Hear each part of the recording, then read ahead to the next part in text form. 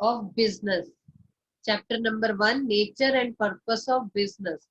In this chapter अगर हम बात करें तो हम यहाँ बिजनेस के बारे में बात करेंगे कि व्हाट इज बिजनेस। ठीक है ना। बिजनेस एक टाइप ऑफ ह्यूमन एक्टिविटी है which we have to do to satisfied our need. हमें अपने नीड्स को सेटिस्फाइड करने के लिए जो बिजनेस करना पड़ता है उसे हम कह सकते हैं, हमारे नीड्स और वांट्स जो है वो अनलिमिटेड है। ठीक है ना। तो आज हम पर्पस देखेंगे, बिहाइंड द पर्पस कि हम क्यों बिजनेस को परफॉर्म करते हैं।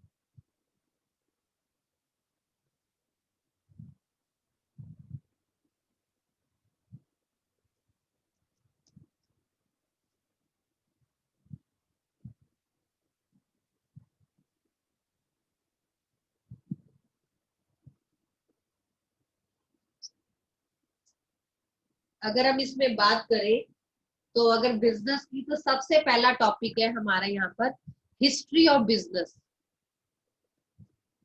की। जो हिस्ट्री ऑफ कॉमर्स है या ये बिजनेस है, ये कहाँ से इमर्ज हुआ, ये कहाँ से आइडियाज आए, तो उसके बारे में हम सबसे पहले स्टडी करेंगे।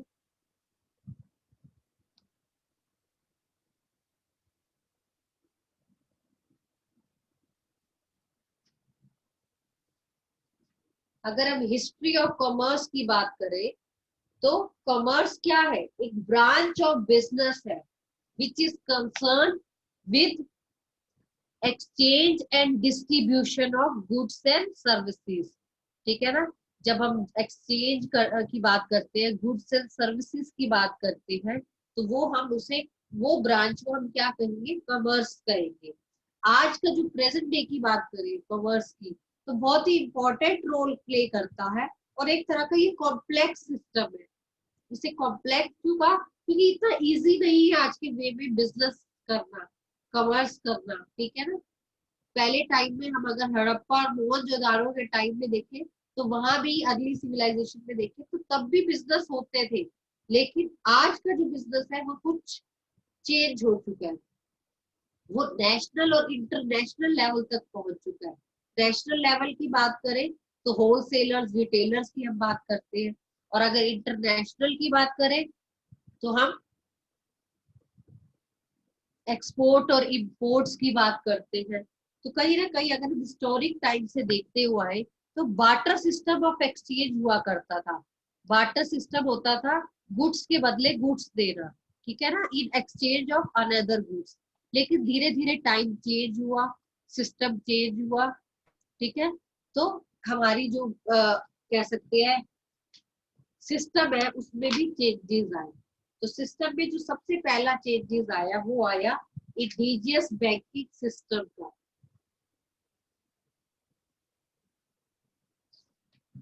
इंडिजियस बैंकिंग सिस्टम की अगर हम बात करें तो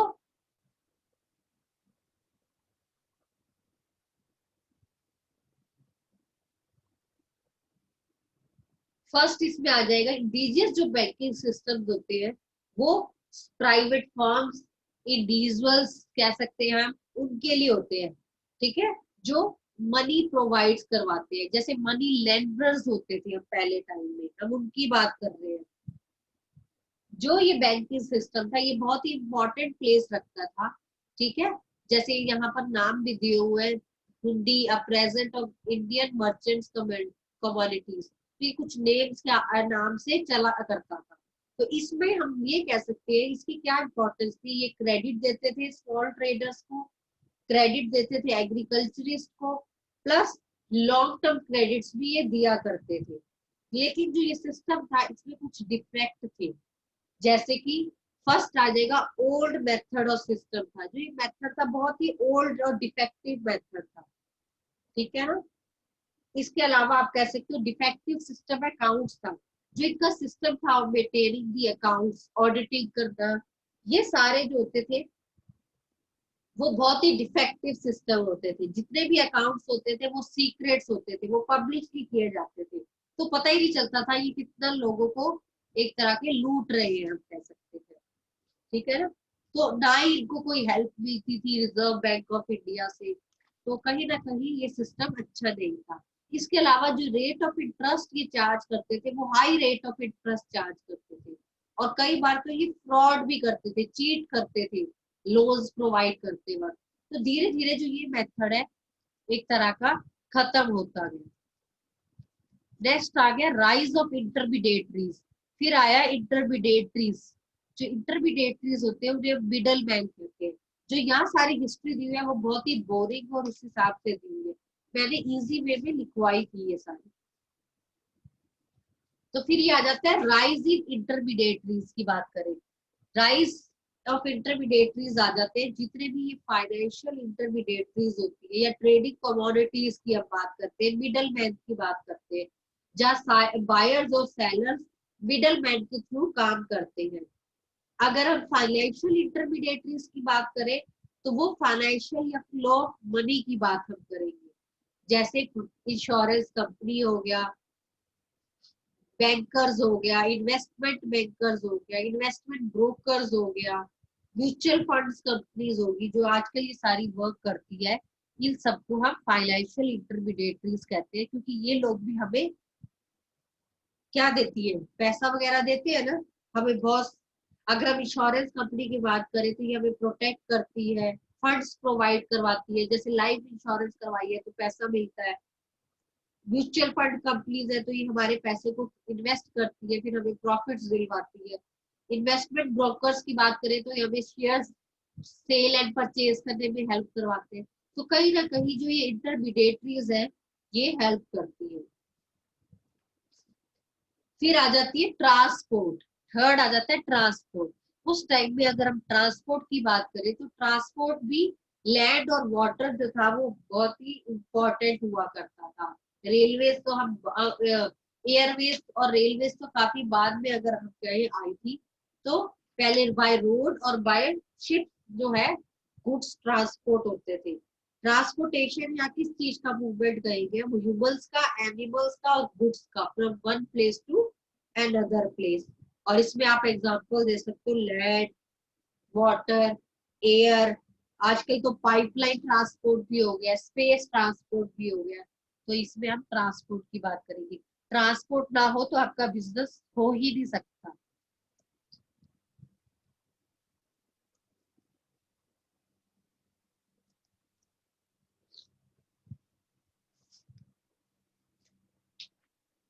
फिर आ जाएगा ट्रेडिंग कमोडिटीज। ट्रेडिंग कमोडिटीज की बात करें तो ये वो मिडल मैन है, वो लिंक है जो मैन्युफैक्चरर्स और कंज्यूमर्स के बीच में लिंक करता है। ठीक है ना, जैसे कि एजेंट्स हो गए, ब्रोकर्स हो गए, डिस्ट्रीब्यूटर्स हो गए, होलसेलर्स हो गए, रिटेलर्स हो गए। जब गुड्स प्रोड्यूस होते हैं तो वो प्रोड्यूसर्स पहले, जो मैन्युफैक्चरर्स होते हैं वो किसको देता है, एजेंट्स को। एजेंट्स किसको देते हैं, डिस्ट्रीब्यूटर्स को। डिस्ट्रीब्यूटर्स कौन होते हैं, नॉर्थ का अलग, साउथ का अलग, ईस्ट डिस्ट्रीब्यूटर अलग, वेस्ट में अलग। तो उनको डिस्ट्रीब्यूट करते हैं। फिर वही डिस्ट्रीब्यूटर आगे होलसेलर्स को देते हैं। फिर वही होलसेलर्स रिटेलर्स को देते हैं वही गुड्स। और फिर रिटेलर से अल्टीमेट कंज्यूमर मतलब हमारे तक वो चीज पहुंचती है। तो कहीं ना कहीं अगर हम ट्रेडिंग कमोडिटीज की बात करें तो ये मैन्युफैक्चरर्स और कंज्यूमर्स के बीच में जो लिंक की बात करते हैं।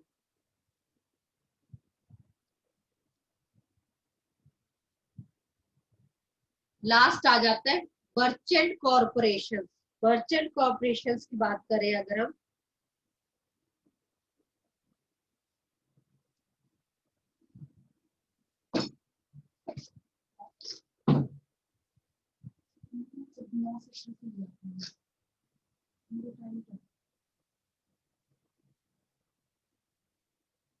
अगर हम मर्चेंट कॉरपोरेशन की बात करें तो they are the financial institutions.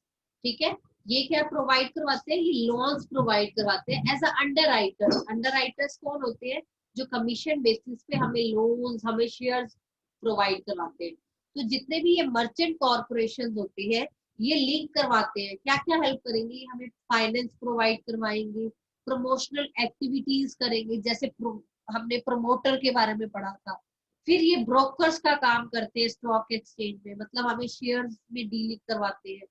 फिर कई कई बार तो ये हमें एडवाइस देते हैं, प्रोजेक्ट्स कैसे करने हैं, अपने बिजनेस को, अपनी कंपनी को कैसे एक्सपैंड करना है, कैसे मॉडर्नाइजेशन करना है। तो ये जो मर्चेंट कॉर्पोरेशन होते हैं, ये एक तरह का फाइनेंशियल इंस्टीट्यूट वाले होते हैं जो हमारी हेल्प करते हैं हमें गुड्स प्रोवाइड करवाने में। तो ये हमारी सारी हिस्ट्री आ जाती है, हिस्ट्री ऑफ कॉमर्स। ये इस चैप्टर में जो हिस्ट्री ऑफ कॉमर्स दे रखी है बुक्स में, वो थोड़ी सी बोरिंग और पैराग्राफ्स के फॉर्म में है, इजी लैंग्वेज में नहीं है। ये मैंने सारी प्रॉपर लिखवाई थी। अगर आपको नोट्स चाहिए तो आपको नोट्स कोई एक प्रोवाइड करवा देगा। रिया आपके पास सारे नोट्स होंगे, अर्शप्रीत, मनप्रीत, रिया के पास आई थिंक।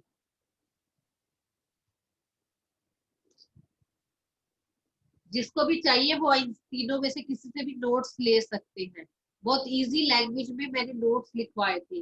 बुक्स में अगर आप याद करने जाओगे तो आपको कुछ समझ नहीं आएगा। इसके अलावा कुछ मेजर ट्रेड सेंटर्स थे जिसमें हमने सिर्फ डब्ल्यूटीओ के बारे में पढ़ा था। जो डब्ल्यूटीओ वो ग्लोबल इंटरनेशनल ऑर्गेनाइजेशन है जो 1 जनवरी 1995 को एस्टेब्लिश हुई थी। इनका मेन जो पर्पस था वो था इंटरनेशनल पीस रखना, डिस्प्यूट सेटल्स करना among the nations, plus common rules and regulations को फॉलो करवाना,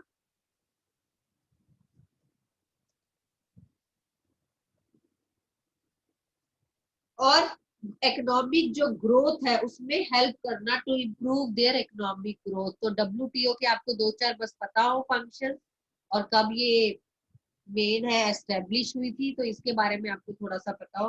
बाकी ये सारा पोर्शन हमें करने की कोई जरूरत नहीं है, ये कुछ एक्स्ट्रा ही दिया हुआ है एनसीईआरटी की बुक्स में। मेन हमारा फिर यहाँ से चैप्टर शुरू हो जाता है। ठीक है, वैसे फर्स्ट चैप्टर बहुत ही इजी चैप्टर है। अगर आप देखें सब चैप्टर्स में से सिर्फ ये है कि थोड़ा सा ये टॉपिक एक जो न्यू ऐड हुआ है ये थोड़ा बोरिंग और वो हो जाता है। लेकिन आपको हिस्ट्री पता हो, मैं रिपीट कर रही हूँ, हमने हिस्ट्री में पढ़ा, पहला बैंकिंग सिस्टम के बारे में पढ़ा, इंडिजियस बैंकिंग सिस्टम के बारे में। फिर हमने पढ़ा राइज ऑफ इंटरमीडिएटरीज के बारे में, जिसमें हमने insurance company, mutual funds company के बारे में पढ़ा। फिर हमने ट्रांसपोर्टेशन के बारे में पढ़ा, लैंड, सी, एयर, और आजकल तो पाइपलाइन या केबल ट्रांसपोर्टेशन भी हो चुका है।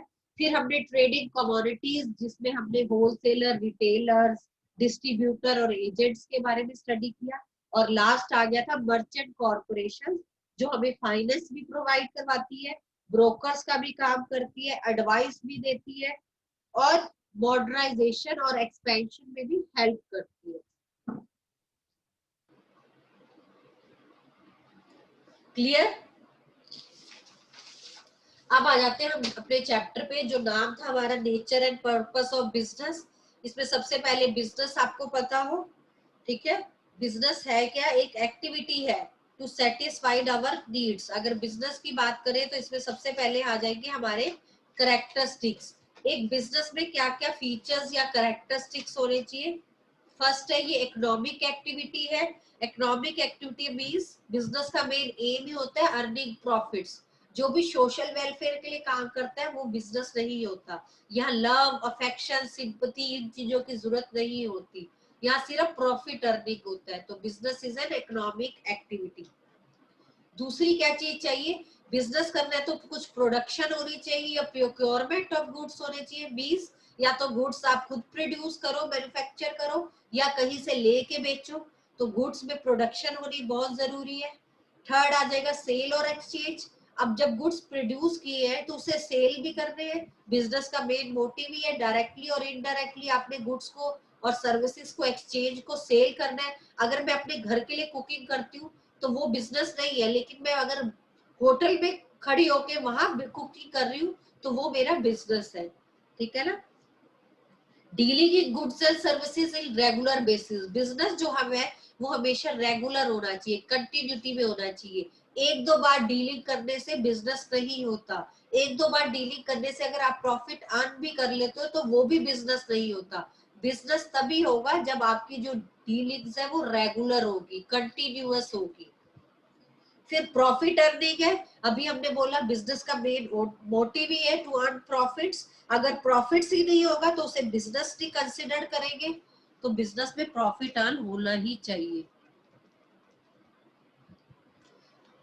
फिर आ जाएगा अनसर्टेनिटी ऑफ रिस्क। जो बिजनेस है वो अनसर्टेन है, आपको कभी नहीं पता आप जितना पैसा इन्वेस्ट कर रहे हो आपको उतना ही प्रॉफिट मिलेगा या नहीं मिलेगा, प्रॉफिट्स के बजाय आपको लॉस भी हो सकता है, तो बिजनेस हमेशा अनसर्टेन है। और एलिमेंट ऑफ रिस्क की बात करें तो बिजनेस में हमेशा रिस्क रहता है, कभी भी हो सकता है, इसलिए हम कुछ कह नहीं सकते।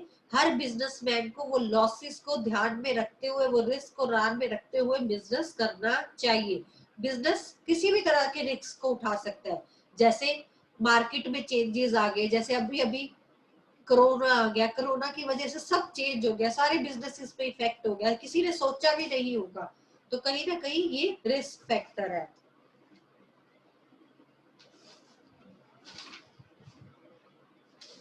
Clear classification? Yes ma'am. Yes ma'am. Next आ जाता है कंपैरिजन करना। अगर हम बिजनेस की बात करें तो बिजनेस की में अगर हम ह्यूमन एक्टिविटीज की पहले तो बात करें, ह्यूमन एक्टिविटीज टू टाइप्स की होती है, economic activities and non economic activities. ये बहुत इंपॉर्टेंट है, इसमें एमसीक्यूज काफी आ जाते हैं। इकोनॉमिक एक्टिविटीज होता है जब आप प्रॉफिट अर्न करने के लिए कोई एक्टिविटी करते हो, जैसे प्रोडक्शन करना, ठीक है, डॉक्टर हो गया, टीचर हो गया। पर नॉन इकोनॉमिक एक्टिविटीज होती है जब आप साइकोलॉजिकल सेटिस्फेक्शन के लिए कोई काम करते हो, प्रॉफिट के लिए नहीं करते, जैसे going to a temple, charity करना, ठीक है। मैं टीचर हूँ, स्कूल में पढ़ाती हूँ, तो वो इकोनॉमिक एक्टिविटी है। वही मैं अगर अपने बेटे को पढ़ाती हूँ घर में बैठ के, तो वो नॉन इकोनॉमिक एक्टिविटी है। तो एक ही बात इकोनॉमिक भी हो सकती है, नॉन इकोनॉमिक। डॉक्टर है, अपनी सर्विसेज दे रहा है क्लिनिक में, तो इकोनॉमिक एक्टिविटी है। पर अगर अपने घर में अपने बेटे को ठीक कर रहा है, वो अपनी मेडिसिन से उसको देखभाल कर रहा है, तो वो नॉन इकोनॉमिक एक्टिविटी है, तो ध्यान रखना है। अब अगर इकोनॉमिक एक्टिविटीज की बात करें तो जो इकोनॉमिक एक्टिविटीज है वो 3 पार्ट्स में डिवाइड है, 3 कैटेगरीज में डिवाइड है। वो जो आ जाती है उसे हम बोलते हैं बिजनेस, प्रोफेशन एंड एम्प्लॉयमेंट। ये तीनों नाम सुने हुए, वेरी वेरी इंपॉर्टेंट है। डिफरेंस मैंने कई बार टेस्ट में ले चुकी हूँ और अब भी अगर बोल रही हूँ वेरी वेरी इंपॉर्टेंट है तो इंपॉर्टेंट है। बिजनेस, प्रोफेशन और एम्प्लॉयमेंट की बात करें, जो बिजनेस है वो इकोनॉमिक एक्टिविटी है जहाँ परचेज, सेल, डिस्ट्रीब्यूशन ये सब होता है, ठीक है। फिशिंग हो गया, माइनिंग हो गया, फार्मिंग हो गया, ये सब बिजनेस है। प्रोफेशन की बात करें तो प्रोफेशन एक ऐसी चीज है जहाँ आपको स्पेशल नॉलेज होनी चाहिए, जहाँ स्पेशल स्किल्स होने चाहिए, आप प्रोफेशनल बॉडी से रिलेटेड होने चाहिए। जैसे टीचर है, बीएड करनी जरूरी है, डॉक्टर है तो मेडिकल काउंसिल ऑफ इंडिया के अंडर होना चाहिए, अगर लॉयर है तो बार काउंसिल ऑफ इंडिया के अंदर काम। तो प्रोफेशन क्या है, प्रिस्क्राइब उसकी नॉलेज होनी चाहिए उस चीज की। अब रही बात एम्प्लॉयमेंट। एम्प्लॉयमेंट एक ऐसी एक्टिविटी है जो एक इंडिविजुअल रेगुलरली करता है दूसरों के लिए, और इन रिटर्न उसे क्या मिलता है, सैलरी और वेजेस मिलते हैं। आप जब किसी के अंडर नौकरी करते हो, कोई काम करते हो और उसके लिए आपको सैलरी या वेजेस मिलती है, उसे आप क्या कहोगे, एम्प्लॉयमेंट कहोगे। तो ये डिफरेंस जो है वो बहुत ही इंपॉर्टेंट है, इस डिफरेंस को आप अच्छी तरह देख लीजिए, कर लीजिए लर्न, ठीक है। काफी बार मैंने डिफरेंस समझाया हुआ है, बिजनेस क्या है, पहले प्रोफेशन क्या है, एम्प्लॉयमेंट क्या है, नेचर ऑफ वर्क उसका गुड्स और सर्विसेज से है, इसका सर्विसेज देना है और उसका भी कॉन्ट्रैक्ट के अकॉर्डिंग सर्विसेज देना है। बिजनेस करने के लिए कोई क्वालिफिकेशन की जरूरत नहीं है, जबकि प्रोफेशन के लिए है और एम्प्लॉयमेंट के लिए भी है। रिवार्ड क्या मिलता है, बिजनेस करने से प्रॉफिट मिलता है, कोई प्रोफेशन करने से फीस मिलती है और एम्प्लॉयमेंट करने से वेजेस और सैलरीज मिलती है। बिजनेस में बहुत सारा कैपिटल चाहिए जबकि प्रोफेशन में लिमिटेड चाहिए, जबकि अब अगर किसी के अंडर काम करने जाते हो तो वहां कोई कैपिटल की जरूरत नहीं है। बिजनेस में सबसे ज्यादा रिस्क है, प्रोफेशन और एम्प्लॉयमेंट में इतना रिस्क नहीं है। ट्रांसफर ऑफ इंटरेस्ट, ट्रांसफर होता है अपनी चीज आप दूसरों को दे सकते हो, transfer possible with some formalities. Business तो आप फिर भी किसी को दे सकते हो, अपने ब्रदर को, अपने बेटे को, अपनी वाइफ को, पर प्रोफेशन आप डॉक्टर बन के किसी और को डॉक्टर बना सकते हो, नहीं बनाते, ठीक है ना। और एम्प्लॉयमेंट में भी आप जिस काम के लिए, जिस फील्ड के लिए जॉब कर रहे हो, आप किसी और को वो नहीं दे सकते। तो इस टाइप के डिफरेंस है, बहुत ही इजी है।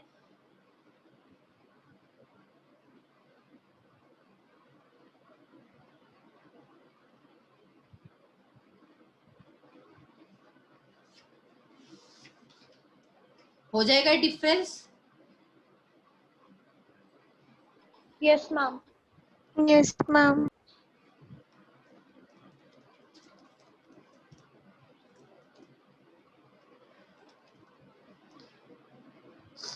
नेक्स्ट इसमें आ जाएंगे हमारे पास डिफरेंस के बाद इंडस्ट्रीज का टॉपिक। इंडस्ट्रीज की बात करें तो हम पहले ये ध्यान रखना है, जो हमने अभी बिजनेस की एक्टिविटीज की बात की है, जो बिजनेस की एक्टिविटीज है, क्वेश्चन आ सकता है बिजनेस एक्टिविटीज 2 पार्ट्स में डिवाइड है। आपको ऐसे भी क्वेश्चन आ सकता है कि 3 पार्ट्स में है या 4 पार्ट्स में। नहीं, आपने एमसीक्यूज भी आ सकते हैं, ट्रू फॉल्स में भी आ सकता है। तो आपने बताना है नहीं, बिजनेस जो एक्टिविटीज है वो 2 पार्ट्स में डिवाइड है। पहला है इंडस्ट्री, दूसरा है कॉमर्स। ये याद रखना है, पहला है first is industries, second is commerce. अब अगर इंडस्ट्रीज की बात करें तो वो पूछेगी इंडस्ट्रीज कितने टाइप्स की है, तो आपने बोलना है 3 टाइप्स की है। Primary industries, secondary industries, tertiary industries. और अगर इंडस्ट्री और कॉमर्स में बात करें, कॉमर्स की वो पूछेगी कितनी टाइप्स है, तो आपने कहना है 2 टाइप्स है, ट्रेड और एड्स टू ट्रेड। और अगर वो प्राइमरी इंडस्ट्रीज के डिटेल पूछते हैं तो आगे उनकी अपनी अपनी इंडस्ट्रीज है। ऐसी सेकेंडरी है, उसकी अपनी इंडस्ट्रीज है। ये बना हुआ है पूरा, ये फ्लो चार्ट पे भी पूरा क्वेश्चन आ जाता है कि ये पूरा फ्लो चार्ट ही बना दो।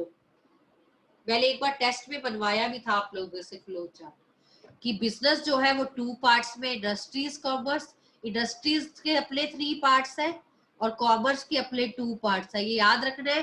ट्रेड, ऑक्सिलरी टू ट्रेड, इसे एड्स टू ट्रेड भी बोलते हैं, जो ट्रेड में हेल्प करता है।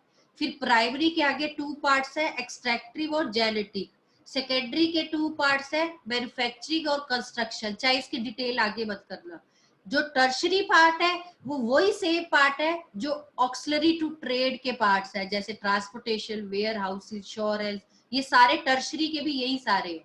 और अगर ट्रेड और एड्स टू ट्रेड में आ जाए तो एड्स टू ट्रेड तो अभी बता दिया, जो टर्शरी के सारे। ट्रेड में आप 2 पार्ट्स आ जाएंगे, इंटरनल और एक्सटर्नल। इंटरनल में बात करें विद इन अ कंट्री तो मतलब होलसेलर्स और रिटेलर्स, और एक्सटर्नल में बात करें तो इंपोर्ट, एक्सपोर्ट और एंट्रीपोर्ट। अगर आपको ये फ्लो चार्ट याद हो गया, प्लस इसकी एक एक लाइन में आपको मीनिंग या डेफिनेशन पता चल गया, तो ये पूरा टॉपिक कंप्लीट हो जाएगा। खासकर इसमें क्वेश्चन जो आते हैं वो आपको एग्जांपल्स के फॉर्म में आते हैं।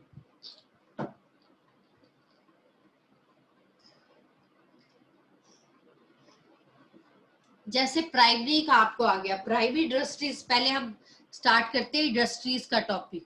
इसमें सबसे फर्स्ट है प्राइमरी इंडस्ट्रीज। प्राइमरी इंडस्ट्रीज की बात करें तो ये वो इंडस्ट्रीज है जहां नेचुरल रिसोर्सेज या रिप्रोडक्शन होता है, तभी इसको 2 पार्ट्स में डिवाइड किया, एक्सट्रैक्टिव और जेनेटिक। एक्सट्रैक्टिव इंडस्ट्रीज होती है जहां एक्सट्रैक्शन का काम हो, कुछ निकालने का काम हो, जैसे रॉ मटेरियल की आप बात करते हैं। और जेनेटिक होता है जहां रियरिंग और ब्रीडिंग ऑफ लिविंग ऑर्गेनिजम्स हो, जैसे हम प्लांट्स और एनिमल्स की बात करते हैं, जैसे हम rearing, nursery, fish, poultry farm, dairy products की बात करते हैं, वो सब जेनेटिक में आ जाएगा। अब आ जाओ सेकेंडरी में। सेकेंडरी के अपने 2 पार्ट्स है, पर सेकेंडरी क्या है, जहां प्रोडक्ट को यूज करके, मतलब कौन से प्रोडक्ट्स को, प्राइमरी प्रोडक्ट्स को यूज करके कोई प्रोडक्ट तैयार होता है। जैसे कॉटन से क्लॉथ तैयार होता है, शुगर केन से शुगर तैयार होती है। तो इसके भी आगे 2 पार्ट्स है, मैन्युफैक्चरिंग एंड कंस्ट्रक्शन। अगर मैन्युफैक्चरिंग की बात करें तो ऑब्वियस है कुछ मैन्युफैक्चर हो रहा है, यानी कि रॉ मटेरियल से फिनिश गुड्स तैयार हो रहे हैं। जैसे मैंने अभी एग्जांपल बताया, क्लॉथ से, कॉटन से क्लॉथ, टिम्बर से फर्नीचर, आयरन से स्टील। ठीक है, तो ये सारे एग्जांपल दे सकते हो। फिर इसी में अगर हम बात करें कंस्ट्रक्शन की, तो जहाँ कंस्ट्रक्शन से एक्टिविटीज होती है, जैसे रोड्स बनवाना, ब्रिजेस बनवाना, डैम्स बनवाना, ठीक है, ये जो होते हैं ये जो एक फिक्स कंस्ट्रक्शन साइट्स पे होते हैं उसे कंस्ट्रक्शन इंडस्ट्रीज कहते हैं। अब वैसे तो मैन्युफैक्चरिंग की भी आगे टाइप्स दिए हुए हैं, अगर आप देखें एनालिटिकल इंडस्ट्रीज वो इंडस्ट्रीज होती है जहाँ फिनिश जो प्रोडक्ट्स है वो तैयार किए जाते हैं, जैसे कि क्रूड ऑयल से पेट्रोल डीजल गैस ये सब बनाना। सिंथेटिक इंडस्ट्रीज होती है जहाँ 2-3 मिक्सचर्स के साथ काम किया जाता है, ठीक है, जैसे सोप्स बनाना, पेंट बनाना, केमिकल्स बनाना, कॉस्मेटिक्स बनाना। प्रोसेसिंग होता है जहाँ गुड्स प्रोसेस्ड होते हैं, जैसे टेक्सटाइल इंडस्ट्रीज होगी, आयरन एंड स्टील हो गई। और असेंबलिंग होती है जहाँ कुछ असेंबल्स होते हैं, जैसे कंप्यूटर के पार्ट्स है, टीवी के पार्ट्स है, ऑटोमोबाइल्स के पार्ट्स है, जहाँ असेंबलिंग होती है। तो ये सारा पोर्शन क्या आ गया, सेकेंडरी का आ गया। अब आ जाओ टर्शरी सेक्टर।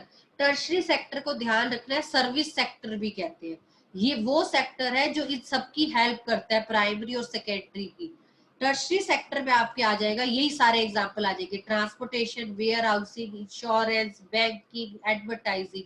तो इन सबको आप टर्शरी सेक्टर में, और ये सबकी जरूरत पड़ती है बिजनेस में। ट्रांसपोर्टेशन की जरूरत पड़ती है, वेयर हाउस मतलब स्टोरेज की जरूरत पड़ती है, इंश्योरेंस का चैप्टर पढ़ के आए हो, इंश्योरेंस की जरूरत पड़ती है, बिजनेस और फाइनेंस का भी आगे चल के चैप्टर पढ़ोगे उसमें जरूरत पड़ती है, एडवर्टाइजिंग की जरूरत पड़ती है।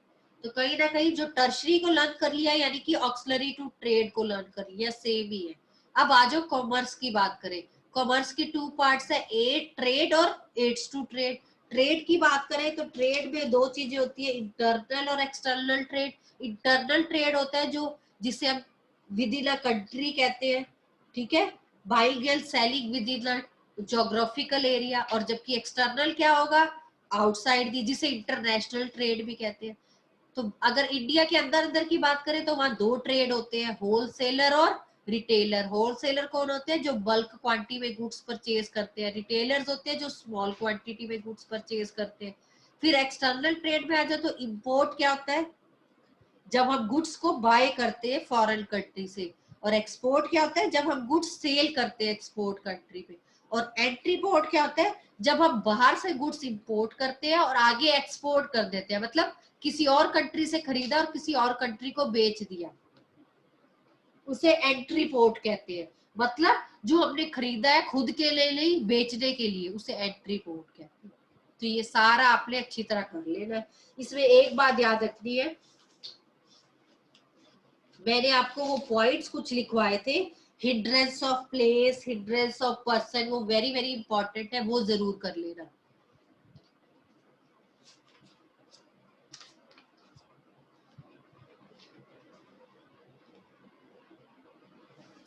ठीक है, हिंड्रेंस ऑफ पर्संस किसे कहते हैं, कौन बताएगा, hindrance of persons? Producer.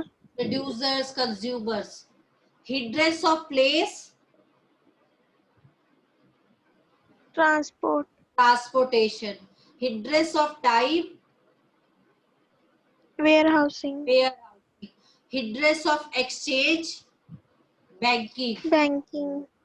Hindrance of risk, risk कौन उठाता है, insurance. Insurance. Hindrance of knowledge, knowledge कौन प्रोवाइड करवाता है, एडवर्टाइजिंग। एडवर्टाइजिंग। तो ये इंपॉर्टेंट है, बार बार बता दिए, इसको अच्छी तरह कर लेना।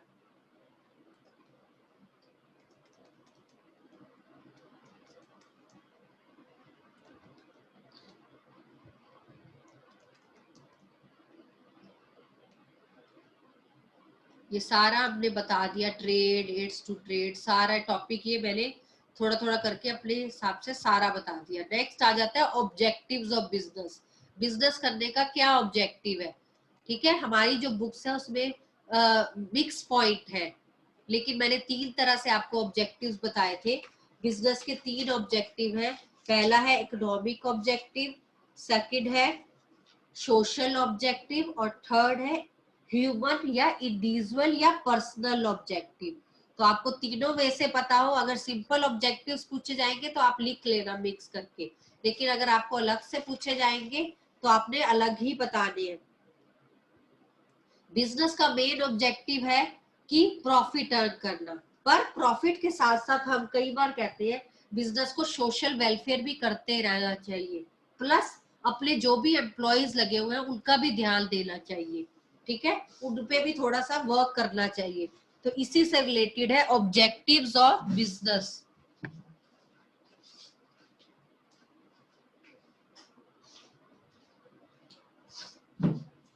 फर्स्ट आ जाएगा इकोनॉमिक ऑब्जेक्टिव। इकोनॉमिक ऑब्जेक्टिव्स की बात करें तो हमारा मेन मोटिव होता है, इकोनॉमिक ऑब्जेक्टिव जो है वो 3 है। पहला है सर्वाइवल। देखो जब नया नया बिजनेस खोलते हो तो आपको लगता है पहले आप मार्केट में सर्वाइव कर जाओ, टिक तो जाओ। जब सर्वाइव करोगे तो क्या होगा, सेकंड ऑब्जेक्टिव इसी में हो जाएगा, प्रॉफिट अर्न करोगे। तो profit is a main objective of a business. और जब प्रॉफिट अर्न करने लग जाओगे बड़ा अच्छा, ठीक है, सर्वाइव तो आप कर ही गए इंडस्ट्री में, प्रॉफिट भी अर्न कर रहे हो, तो धीरे धीरे क्या होगा, आपकी ग्रोथ होगी, आपका जो बिजनेस है वो ग्रो करेगा, एक्सपैंड करेगा। एक्सपैंड कैसे करेगा, आपकी ब्रांचेस खुल जाएगी, आपके प्रोडक्ट्स की वैरायटी बढ़ जाएगी, आपके नंबर ऑफ एम्प्लॉइज बढ़ जाएंगे, तभी पता चल जाएगा आपकी ग्रोथ होगी। तो ये तीनों आ जाते हैं इकोनॉमिक ऑब्जेक्टिव में, सर्वाइवल, प्रॉफिट, ग्रोथ। फिर आ जाता है सोशल ऑब्जेक्टिव। हर बिजनेसमैन को कहा जाता है कि प्रॉफिट तो अर्न करो लेकिन सोसाइटी का भी ध्यान करो। और इससे रिलेटेड काफी आते हैं क्वेश्चंस, जैसे कि मैंने कह दिया ट्रीज प्लांट करवाए एक बिजनेसमैन ने, तो कौन सा ऑब्जेक्टिव हुआ, ट्रीज लगवाना क्या होता है, सोशल ऑब्जेक्टिव होता है, ठीक है। तो सोशल ऑब्जेक्टिव्स की अगर बात करें उसमें आ जाएगा क्वालिटी के प्रोडक्ट्स प्रोवाइड करवा दे सोसाइटी को, ठीक है, सोसाइटी को एम्प्लॉयमेंट जनरेट करवा दे, सोसाइटी के लिए सोशल वेलफेयर कर दे, जैसे कोई चैरिटी दे दे और डोनेशंस दे दे, एनजीओ के साथ जुड़ जाए, ठीक है। जैसे टाटा कंपनी है, ये रेगुलरली अपना चैरिटी करती रहती है, किस लिए करती है, ताकि इनका बिजनेस चले, साथ में सोशल वेलफेयर भी करती है। पॉल्यूशन ना होने दे, अनफेयर ट्रेड प्रैक्टिसेस ना करे। अनफेयर ट्रेड प्रैक्टिस होते हैं जैसे अडल्ट्रेशन करना, ओवर चार्जिंग करना। अगर आप 10 की चीज 20 रुपए में दोगे तो कौन आएगा अगली बार, तो नहीं आएगा। इसलिए थोड़ा सा ऐसे सोशल वेलफेयर के काम भी करने चाहिए। और तीसरा आ जाता है ह्यूमन ऑब्जेक्टिव या पर्सनल ऑब्जेक्टिव या इंडिविजुअल ऑब्जेक्टिव। यहाँ हम एम्प्लॉयज की बात कर रहे हैं। हर बिजनेस में सब एम्प्लॉयज तो होंगे ही जो काम करेंगे, और अगर आप एम्प्लॉयज को ठीक नहीं रखोगे तो आपका बिजनेस कहाँ से चलेगा। एम्प्लॉयज को कैसे ठीक रख सकते हो, उसको अच्छी वर्किंग कंडीशंस देके, गर्मी है तो कूलर्स लगवा दो, अच्छी कैंटीन देके, पर्सनल हाइजीनिक देकर, वेजेस और सैलरीज उनको टाइम पर देकर, उनको प्रॉपर ट्रेनिंग दे ली, उनको हाउसिंग की फैसिलिटी दे देने, मेडिकल की फैसिलिटी दे देनी, फ्री एजुकेशन दे देनी उनके बच्चों के लिए। तो ये सब देने से क्या होगा, आपके एम्प्लॉयज खुश रहेंगे। एम्प्लॉयज खुश रहेंगे तो आपका काम अच्छी तरह करेंगे, और अगर काम स्मूथली चलेगा तो देखना आपका ऑर्गेनाइजेशन का जो ऑब्जेक्टिव है क्या है, प्रॉफिट अर्न करना, वो आप अर्न कर लोगे बड़े easily.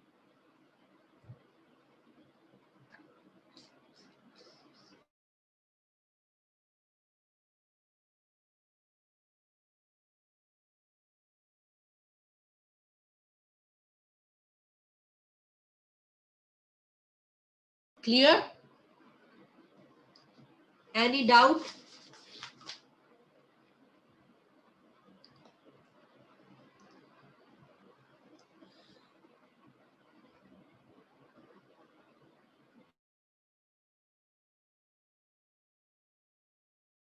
Excuse me, ma'am. Ma'am case studies के रिलेटेड भी क्वेश्चंस कितने आ सकते हैं?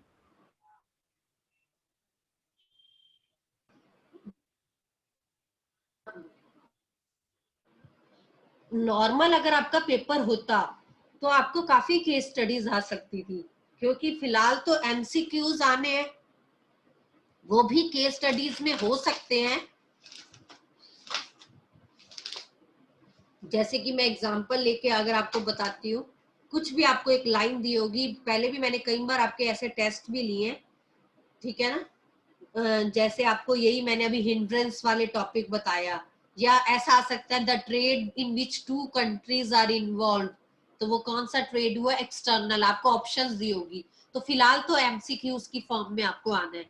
और जो आपका 25 मार्क्स का सब्जेक्टिव पेपर आना है उसमें 1-2 केस स्टडीज होगी, ठीक है ना, पर वो इजी होगी, आप इजीली उसको कर लोगे रिकॉग्नाइज। मैं कल वो केस स्टडीज पे ही कल हम करेंगे स्टडी, ठीक है। आज मुझे था पहले चैप्टर कंप्लीट हो जाए, हमारा चैप्टर फर्स्ट रह गया जो, तो इसमें ओके मैम। लास्ट टॉपिक है, कल हम केस स्टडी पे ही ध्यान देंगे। लास्ट टॉपिक है हमारा बिजनेस रिस्क का। बस हर बिजनेस में आपको पता है कोई ना कोई पॉसिबिलिटी होती है लॉसेस की, प्रॉफिट्स भी होते हैं लेकिन लॉसेस भी हो जाते हैं। जब लॉसेस हो जाते हैं तो उनको कैसे डील करना चाहिए। अगर एक बिजनेसमैन है वो रिस्क उठाएगा ही नहीं तो वो कैसे अपने बिजनेस को चलाएगा। तो कहीं ना कहीं हम मानते हैं ये बहुत ही इंपॉर्टेंट है। अगर नेचर की बात करें तो ये अनसर्टेनिटी से होता है। अनसर्टेनिटी होता है फ्यूचर में क्या होने वाला है। देखो नेचुरल कैलेमिटीज आ गई, प्राइस या डिमांड में चेंजेस आ गए, गवर्नमेंट ने पॉलिसी चेंज कर दी, या कोई टेक्नोलॉजी चेंज आ गया, तो ये तो सब चलता रहेगा। जैसे कोरोना की वजह से बिजनेस पे इफेक्ट पड़ा, ठीक है, कहा लोगों का बिजनेस कुछ था, अब लोग सैनिटाइजर मास्क इस बिजनेस में चल पड़े, तो कहीं ना कहीं लोगों ने चेंजेस किए। फिर हम कह सकते हैं जो रिस्क है वो हर बिजनेस का एक इम्पॉर्टेंट पार्ट है, कोई बिजनेस इसे अवॉइड कर ही नहीं सकता। हाँ, कुछ चेंजेस करके आप उसको मिनिमाइज कर सकते हो। जैसे मुझे लगता है कभी भी लॉस बाय फायर हो सकता है, तो मैं फायर इंश्योरेंस पॉलिसी ले लूंगी, यही कर सकती हूँ ना। तो कहीं ना कहीं मैं अपने रिस्क को जो है मिनिमाइज कर सकती हूँ, पर एलिमिनेट नहीं कर सकती। मतलब मैं ये कभी नहीं कह सकती कि मुझे कोई खतरा नहीं होगा, ऐसा हो ही नहीं सकता।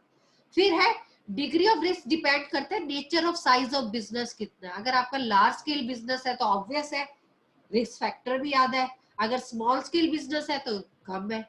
और ऊपर से कंज्यूमर गुड्स का बिजनेस है तो ज्यादा रिस्क है, अगर प्रोड्यूसर गुड्स का बिजनेस है तो कम है, क्योंकि कंज्यूमर गुड्स में वैरायटी, टेस्ट, प्रेफरेंस चेंज होते रहते हैं, और जो गुड्स मैन्युफैक्चरिंग वाला काम होता है उसमें कम ही होते हैं चेंजेस।